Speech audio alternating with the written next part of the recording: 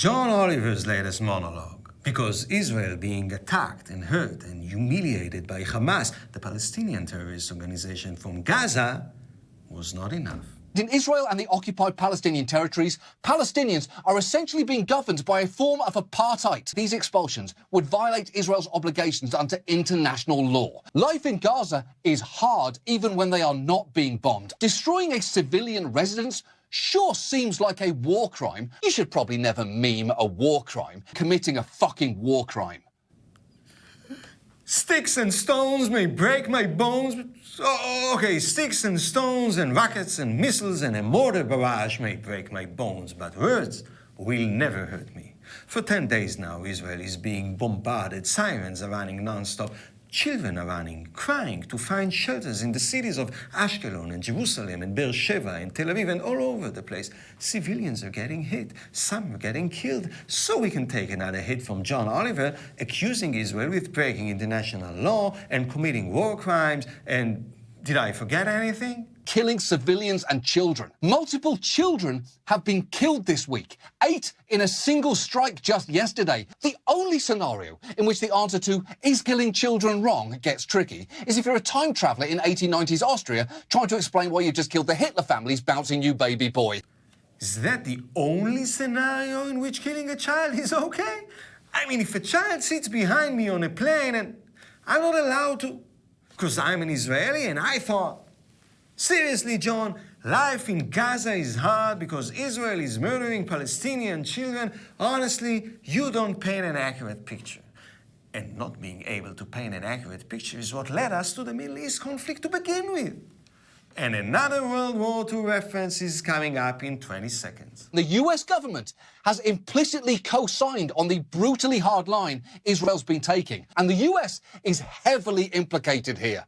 Not just by serving as Israel's diplomatic shield at the UN, but by constantly refusing to criticize the indefensible. Israel has a right to defend itself is just something all presidents end up saying out loud at some point in office for decades. The backbone of America's policy in the Middle East has been that America is an unwavering friend to Israel, which is a great thing to try and be, but at the end of the day, I would hope that a real friend would tell me when I am being an arsehole. In an interesting twist on history, a Brit is asking an American president to change his policy towards my people.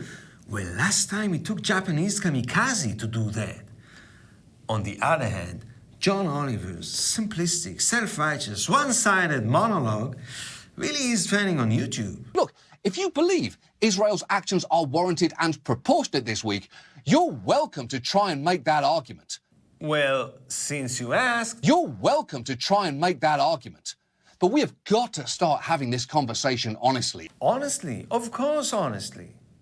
And by honestly, you mean... Falling back on convenient, sanitized terms like real estate disputes and airstrikes on militants feels a little disingenuous. Sanitized terms like evictions or property disputes rankle those who live there. The use of the phrase tit-for-tat war in a conflict where you just pointed out one side has suffered over 10 times the casualties. Something which speaks to both the severe power imbalance at play here and how that often gets obscured by how we choose to talk about it. Israeli civilians were killed this week, which is terrible. But the point is, this isn't tit for tat. Yeah, that's the point. The terminology and the symmetry. Israelis don't die enough. We'll keep trying.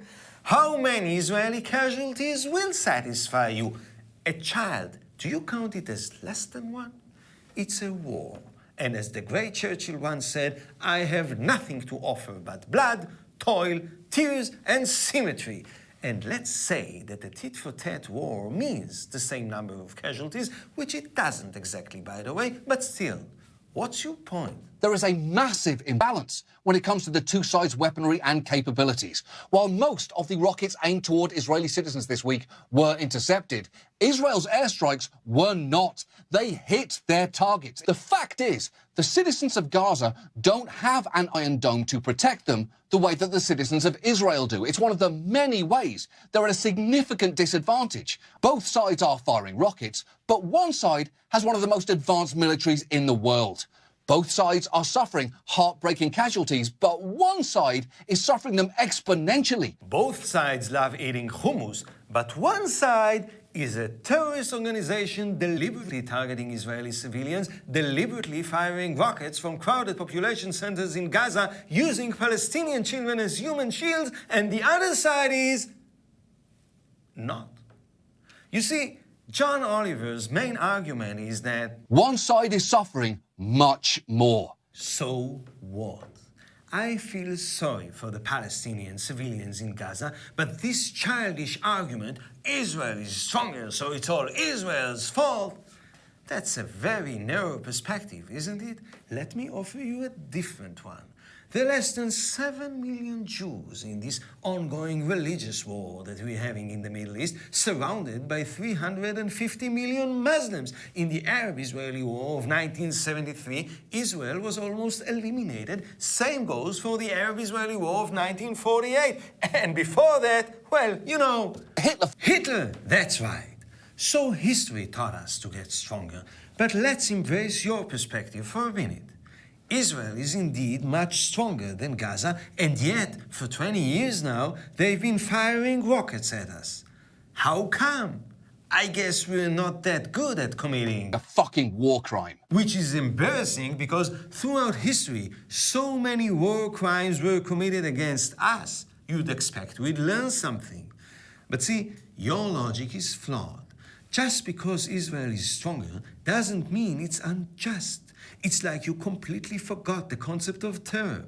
You sure did forget to mention the word terror even once in a 10-minute-long monologue about Israel and Hamas and Gaza. In fact, how did you refer to Hamas? Militants from Palestinian groups like Hamas. Militants, not terrorists. Well, maybe you're a fan of euphemisms. Apartheid, a fucking war crime. Nah, that's not it. I'm mentioning that because you wanted an honest conversation with an honest terminology, and yet somehow... By the way, you also failed to mention what is it that you want us to do differently about Gaza, since there isn't any territorial dispute. Israel withdrew from Gaza 16 years ago, and there isn't a single Jew there, except for the ones Hamas kidnapped. And the so-called blockade on Hamas, we just want to check what's going into Gaza before we see it on its way out.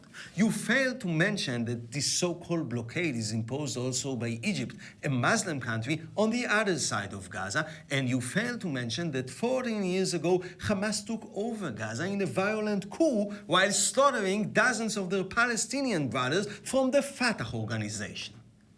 You're welcome. I'm always happy to help. I'm not going to try and recap the history here. Of course, it's only a 10-minute-long monologue. And yet you did take the time to dwell on one stupid meme that the Israeli army spokesperson unit had posted, and you did go on and on about the wrongdoings of Israel in one neighborhood in Jerusalem, Sheikh Jarrah, and you did provide a platform to a Palestinian guy who was just lying about Israel throwing children out of windows. It's Hamas who does that. But then, I get it. It's just a 10-minute-long satirical monologue. See, that's my job also in Israel. For the past 16 years on my shows, I've been criticizing and mocking the Israeli government for all the stupid nonsense bullshit that it does, including the way it's dealing with the Israeli-Palestinian conflict. In fact, John, I'm a colleague. I'm a friend. I would hope that a real friend would tell me when I'm being an asshole. Well... See, even if you can try and recap on screen a complicated controversy in a 10-minute-long monologue, your fans give you the credit that you know all about it, that the opinion you're expressing is based on facts, on the truth, whether it's about tobacco or net neutrality or Gaza. And you blew it this time. Your arguments were like a Hamas missile, not smart, easily intercepted, yet causing Israel a great deal of damage. And now... this.